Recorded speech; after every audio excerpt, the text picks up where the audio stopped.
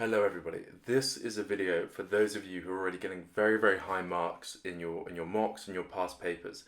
If you're looking for just normal GCSE revision material, turn off the video. I don't want to waste your valuable time in this revision time. So in this video, I'm going to be talking about how to push yourself to the absolute highest point. I mean, talking like top of the nines at the GCSE level in mathematics.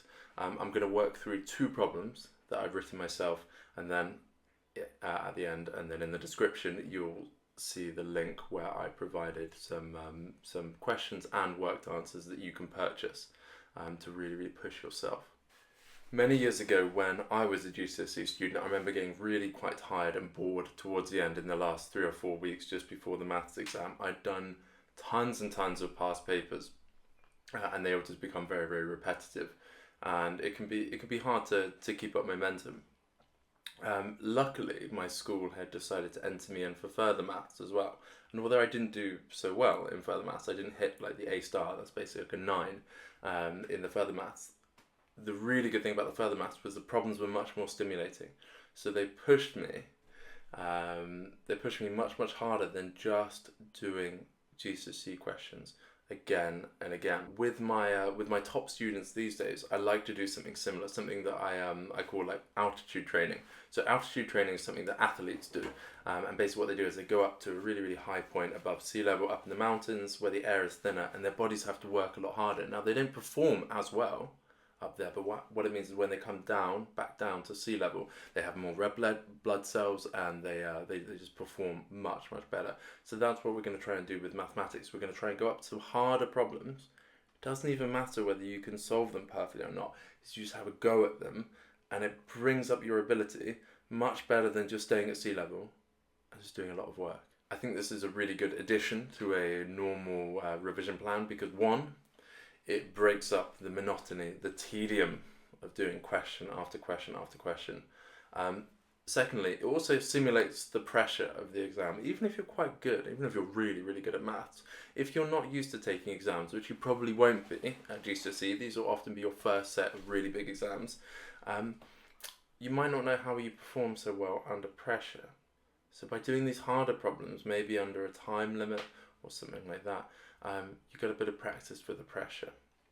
Thirdly, it pushes you to make sure you truly understand the ideas, and it's not just that you've just got so good at answering the GCSE quite formulaic questions. And fourthly, if you're going for it, it's also a great preparation for A-level maths. So now I'm going to go through a couple of problems. I really recommend that when I present the problem, you stop the video, get the notebook out, and try your best to solve these problems.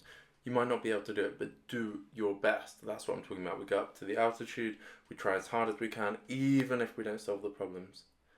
And then you can unpause the video, play the video, and then you will see my solutions. Now in the description below, and also at the end of the video, I will put I'll put some sort of link, I think, where you can purchase a big PDF with worked answers, and you're going to have these altitude training problems in number, in geometry, in algebra, and also just these word problems that I've crafted. It's only going to be around £5. You're going to have, I think, like 35 questions, fully worked answers. All of these will really bring up your level. So yeah, I hope you find the rest of these sample questions and sample answers helpful. And yeah, please leave some feedback in the description, like, comment, subscribe, etc. Thanks for watching and enjoy the problems. For this problem, we are going to be rationalizing the denominator of this expression here. So all you need is your GCSE skills for this, even if it seems a bit more intimidating. So let's first try to work out why it might seem a bit more intimidating, a bit more different. You're used to having expressions that only have one root in the denominator, but there's a root within a root. So superficially, this makes it harder, but we'll see that if we have faith in our abilities and our skills, we just need to run through the program twice. Now I'm going to be using a substitution here just to make the algebra much easier to follow. So I'm going to start off by saying there's this new value a, which is just going to stand in for 1 plus the square root of 2. So we can rewrite this expression and then it would be much easier to deal with.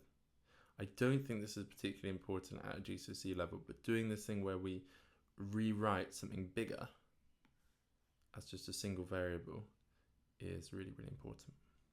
Now, this is of a much more familiar form from GCSE. You've just got a single root.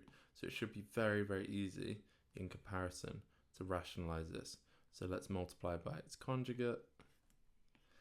I'm just going to do some algebra here. Numerator is easy. 1 times that. Now we're going to do 1 times 1, 1. Then you're going to have these negative and positive.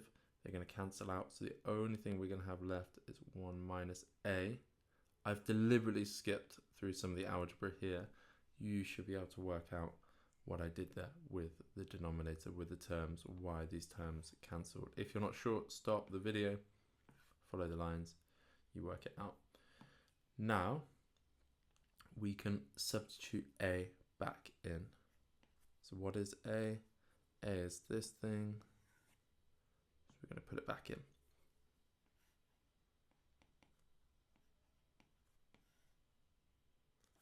And now we're going to have 1 minus 1 plus the square root of 2. Now that's quite cool because it simplifies tremendously. And you get 1 plus 1 over root 2 minus root 2. Now, multiplying by root 2 is all we need to do to sort out this denominator. So I'm going to take the last expression, not quite rationalized, but we're getting pretty close.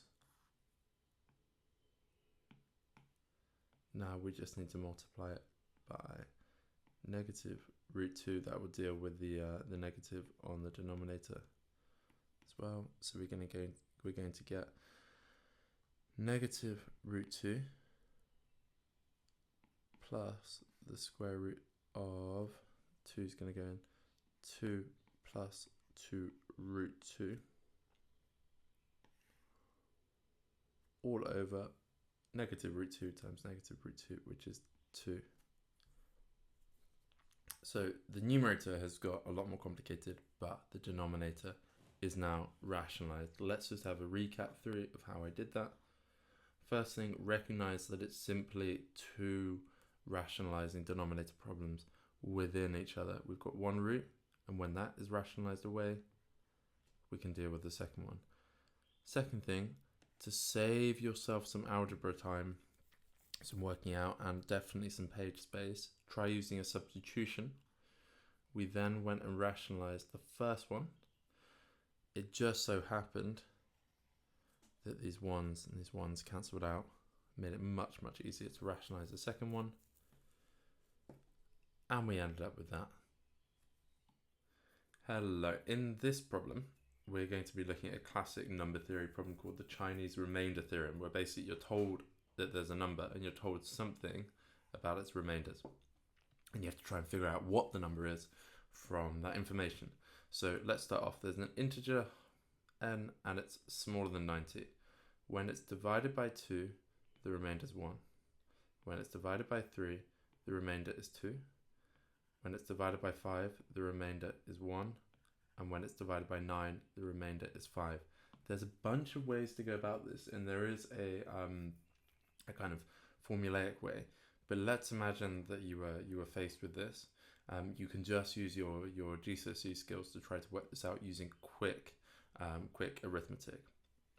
So the basic idea is that if we know that the remainder is 1 after being divided by 2, then we know that the numbers got to be odd.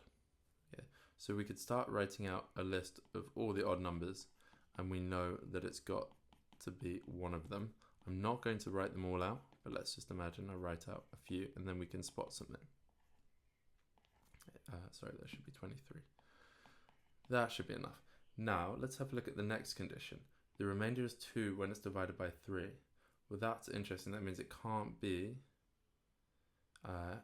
any of these numbers in the 3 times table for a start. So we could get rid of the numbers in the 3 times table. But it's more than that. It also just has to be the ones that are 2 more than a multiple of 3. So it can't be 1, it couldn't be 5, it couldn't be 7, it couldn't be 11 would do, yeah. 17, no. 19, no.